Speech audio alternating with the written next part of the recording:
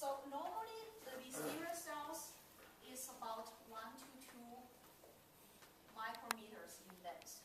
But when listeria cells is under stress, it can form those long filaments. So it can form up to like 150 to 100 micrometers in length. And it's basically just incomplete divided cells. So I just briefly draw this nuclear acid material. So you can see on the microscope that the symptoms are not really forming properly. And so those long filaments, and how do people control monitor the listeria counts on food products? Most of the time they do the plate counts. But the one single cell listeria and one big filament, they both show as one single colony. This is a filament, and it's a single cell of listeria monocytogenes. However, these listeria big filaments under optimal conditions, if we put it back in optimal conditions, so for example, when you're mixing up the food and you take it out of the refrigeration temperature,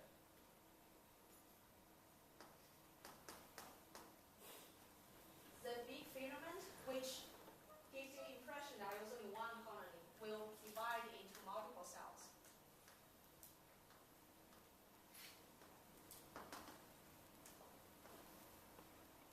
So actually, it causes the underestimation of actually how many listeria you can get from the food products.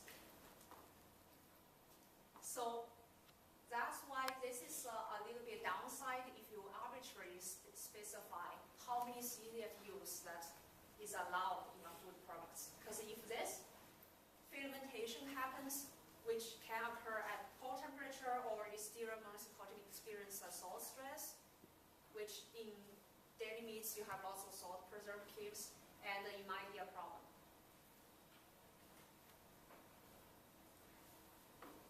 So anyone has an understanding of the listeria filaments and how it might negatively impact the listeria counts and cause problems? Okay. So if we specify, okay, let's just make listeria monocytogenes zero tolerance. Then we have some other problems. Because due to the widespread occurrence of listeria monocytogenes in the nature, it's almost nearly impossible to manufacture this listeria-free food. And actually, the incidence of listeriosis is the same in US, which is zero tolerance, and in Europe, Canada, which is conditionally zero tolerance. That's how I call it. So there's no added benefit for the absolute zero tolerance policy. And because there's no 100% accurate test for detecting listeria monocytogenes in the food products, and false positives are a big problem. So for the food industry, it causes unnecessary costs and loss economically. So any questions regarding the zero tolerance policy on listeria?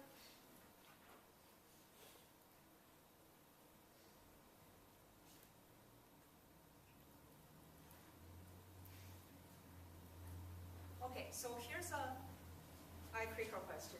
So what do you think is regulating listeria monocytogenes appropriately? US, Great Britain, so absolute zero tolerance, or Canada and most EU countries, so zero tolerance only on certain foods. Okay.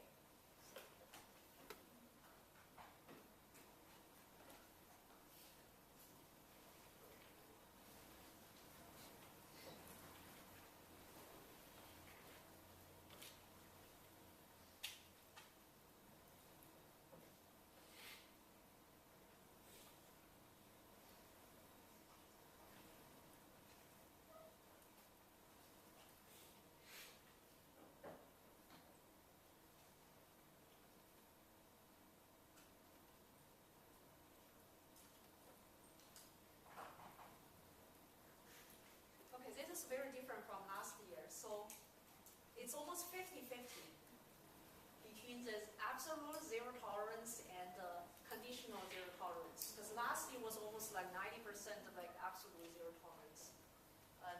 It seems that last year people prefer it's better to be safe than sorry, and this time we have almost a neck and neck opinion regarding the zero tolerance or just uncertain foods.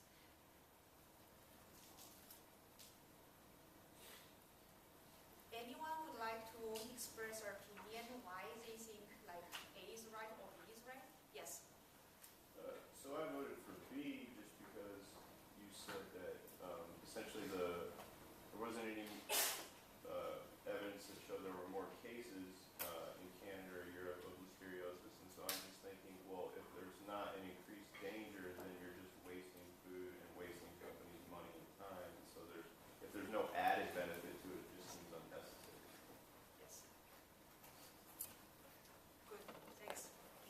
You can imagine politically it's tough to lower a standard like that. Right? So for the U.S. to say, you know what, we're going to change this and make it more permissible to have listeria in food, that's not something anybody wants to be attached to. It's my suspicion, so it'll be hard to ever change. Anyone else would like to express their opinion? So,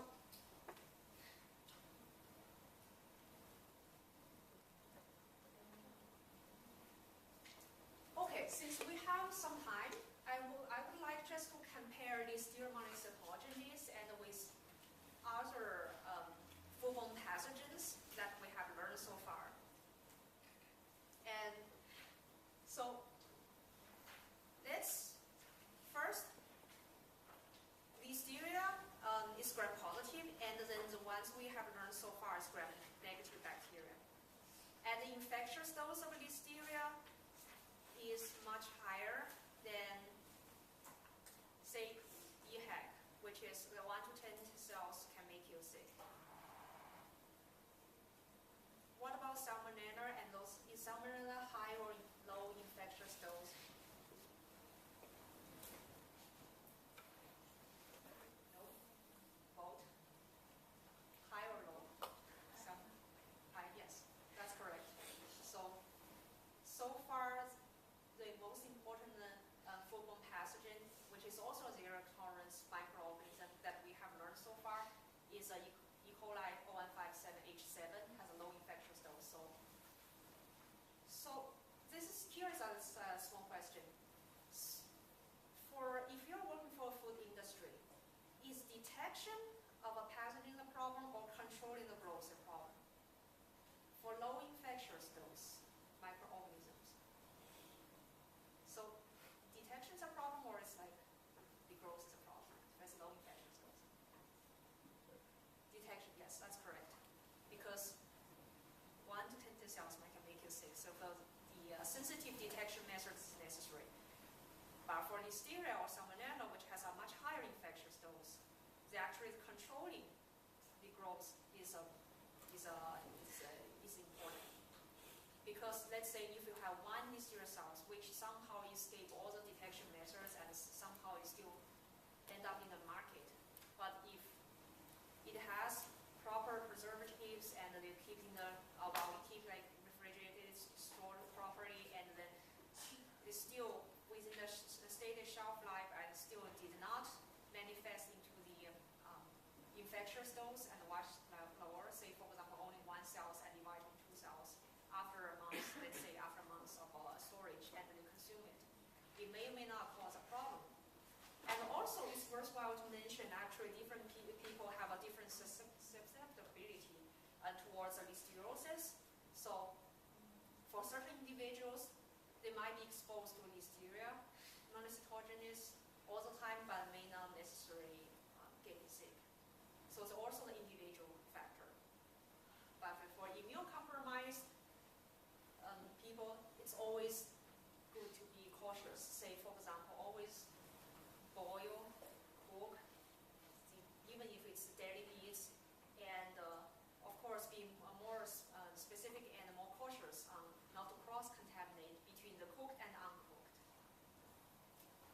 So the learning objectives also includes the describe the characteristics of the Listeria monocytogenes.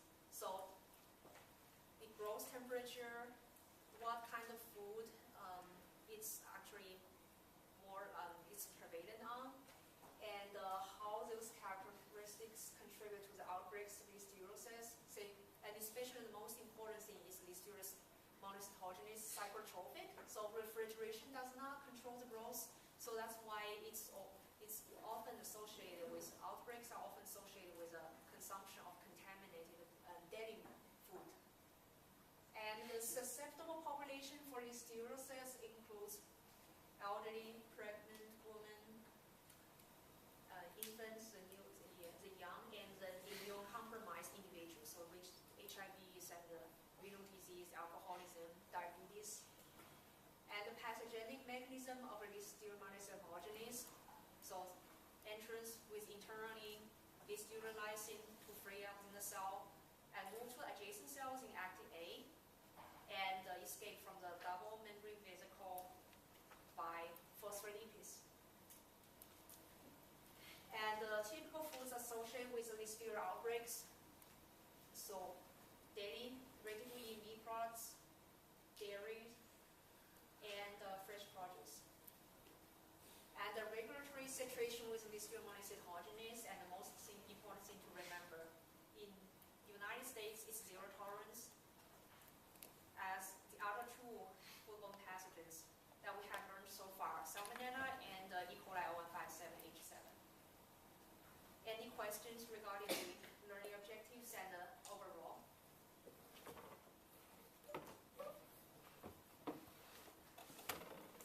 All right, I think we can end early. That's good.